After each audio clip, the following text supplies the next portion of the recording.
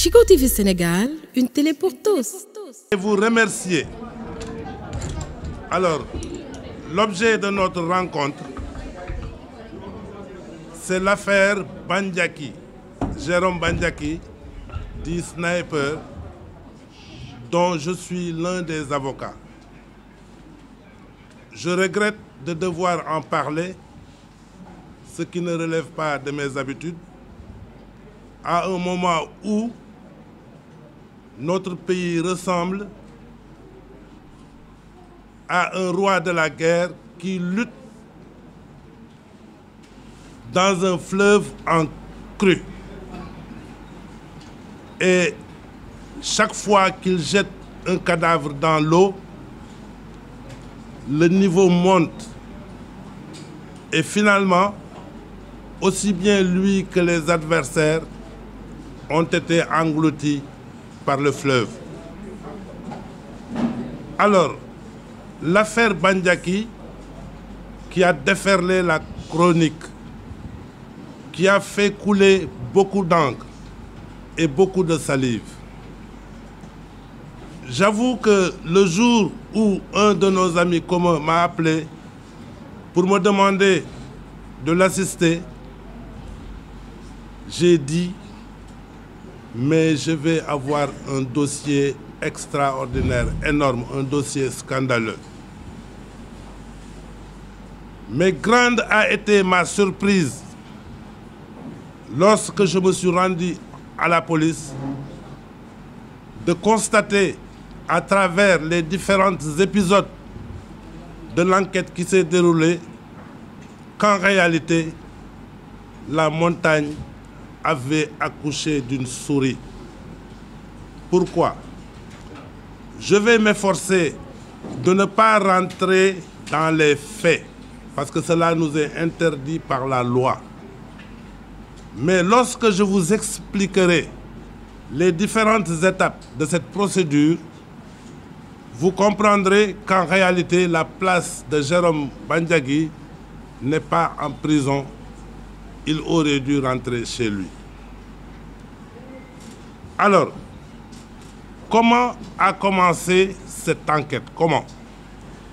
C'est dans le procès-verbal de police que j'ai lu qu'en réalité, les policiers s'étaient rendus au domicile de Jérôme Bandiaki, non pas sur la base d'une plainte qui avait été déposée contre lui, non pas sur la base d'une infraction qu'il aurait commise et qui avait été constatée, mais dans le PV de police même, les policiers disent c'est sur instruction de l'autorité, sans préciser quelle autorité. Quelle autorité leur a-t-il donné instruction de faire cette descente musclée chez Jérôme Bandiaki? Premier épisode. Donc la police a fait une descente musclée au domicile de Jérôme Bandiaki. Et lorsqu'ils sont arrivés, contrairement à ce qui a été dit, contrairement à ce qu'ont dit certains, Jérôme n'était pas à son domicile. Et lorsqu'on l'a appelé pour lui dire que les policiers sont là, c'est par sa propre volonté qu'il est venu. Et les policiers l'ont arrêté. Il n'y a eu aucune bagarre, il n'y a eu aucune escarmouche. Donc il s'est rendu comme un bon citoyen. On a récupéré son sac dans lequel il y avait 1 400 000 et quelques. Les policiers sont rentrés dans son domicile. Ils ont pris des passeports, ils ont pris des tonfas, c'est-à-dire des outils de gardiennage. Je précise que Jérôme Bandiaki a une société de gardiennage qui bénéficie d'un agrément. Et il a des marchés, n'est-ce pas, qu'il est en train d'exécuter. Donc, il n'y a rien de plus normal qu'il détienne des outils qui doivent servir à l'exercice de ses prestations de service. Ça, c'est le premier épisode. Alors, on a fait des enquêtes. sur les passeports, sur ce qu'il détenait. Il a expliqué ce que je viens de vous dire, que ces outils servaient, n'est-ce pas, à sa société de gardiennage qui a un agrément du ministère de l'Intérieur depuis 2022. Alors, sur son passeport diplomatique, parce qu'il en a plusieurs qui sont expirés et qui ont été régulièrement renouvelés.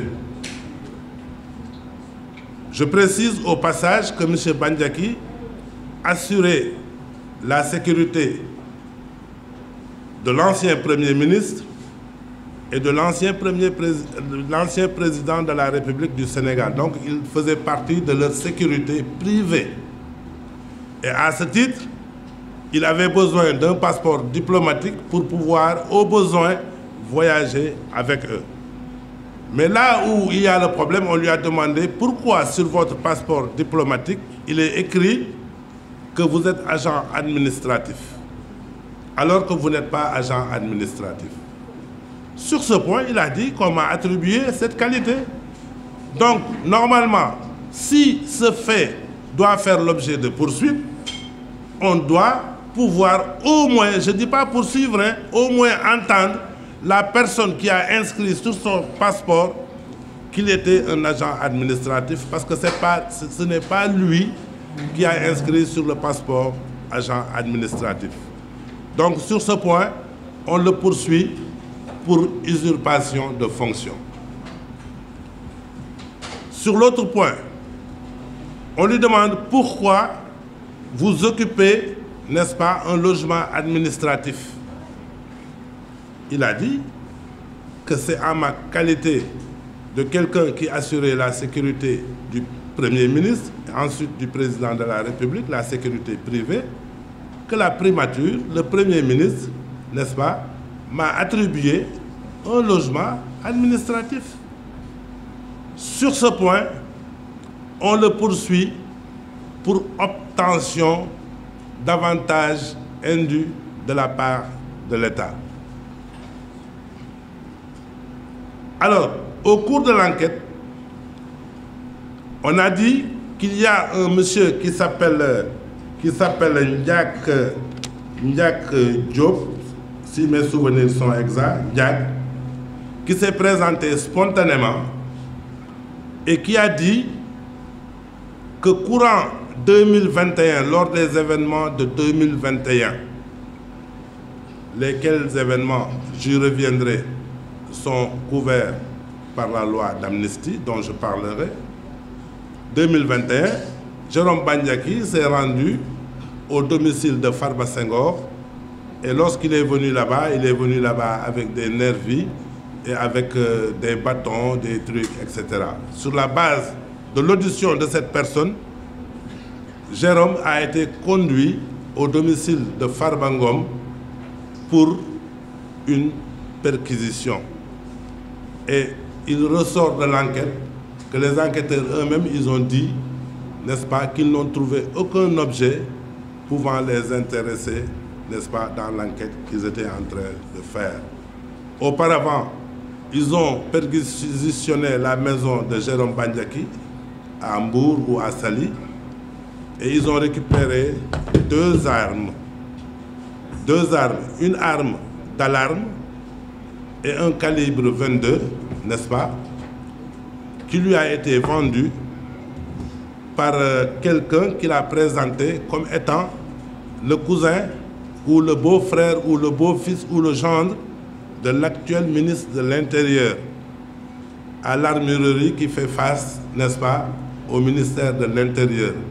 Sur ce point, il avait promis de lui chercher une autorisation, laquelle autorisation, il n'a pas pu obtenir cette autorisation, n'est-ce pas, jusqu'à présent. Sur ce point, on le poursuit pour détention illégale d'armes, en tout cas détention d'une arme sans autorisation. Ce qui est rocambolesque, on a ajouté un autre délit, trafic d'armes. Pour ce qualificatif, je n'ai trouvé aucun fait pouvant le corroborer. Donc ce sont les différents faits sur lesquels, n'est-ce pas, Jérôme Bandiagui est poursuivi et ils ont ajouté un dernier délit qui est des actes de nature à compromettre la sécurité publique, c'est-à-dire l'article 80. Alors, je voulais dire ceci. Je pense que dans ce pays, on devrait se ressaisir. Soit nous sommes dans une république, ou bien nous sommes dans une anarchie. Parce que lorsqu'une loi est votée, je n'invoque pas ici le bénéfice de la loi d'amnistie. Mais je dis simplement que s'agissant d'une loi d'amnistie, il est interdit, n'est-ce pas, aux particuliers d'en parler. A fortiori, n'est-ce pas, les autorités. Parce que quand on parle des événements, quand même, de 2021, quand on parle, n'est-ce pas, de troubles à l'ordre public, il semblerait même qu'il y aurait quelqu'un qui aurait déposé une plainte contre lui. En tout cas, cette plainte, moi, je ne suis pas au courant, je ne l'ai pas vue. Nous n'avons pas été entendus sur ça, n'est-ce pas? Nous n'avons pas été convoqués sur ça. Pour vous dire que d'ailleurs, Jérôme Bandiagui n'a jamais été convoqué.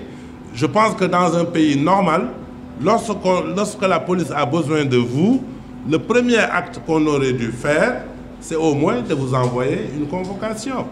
Jérôme Bandiagui n'a pas reçu de convocation, on ne lui a pas envoyé de convocation. On a débarqué Manu Militari à son domicile sans l'aviser. Mais malgré ça, les policiers n'ont rien trouvé pouvant intéresser, n'est-ce pas, l'enquête qui se faisait sur les réseaux sociaux. J'ai vu des gens dire que les choses sont en train de se mettre en place, que Jérôme Bandiagui savait beaucoup de choses, qu'il était impliqué, n'est-ce pas, dans la mort de 2 personnes, etc., etc. Mais tout ça, c'est faux. Ça ne ressort pas du dossier. Donc, voilà les faits pour lesquels M. Bandiagui a été envoyé en prison. Pour revenir sur la loi d'amnistie. Vous savez, la loi d'amnistie a été votée. Elle a permis à des milliers de personnes, y compris notre président de la République et notre Premier ministre, de sortir de prison, de participer à des élections, de les gagner. Aujourd'hui, j'entends des gens parler de l'abrogation de cette loi d'amnistie. Mais techniquement, ce n'est pas possible. Vous savez, en droit pénal, il y a ce qu'on appelle les lois pénales les plus douces.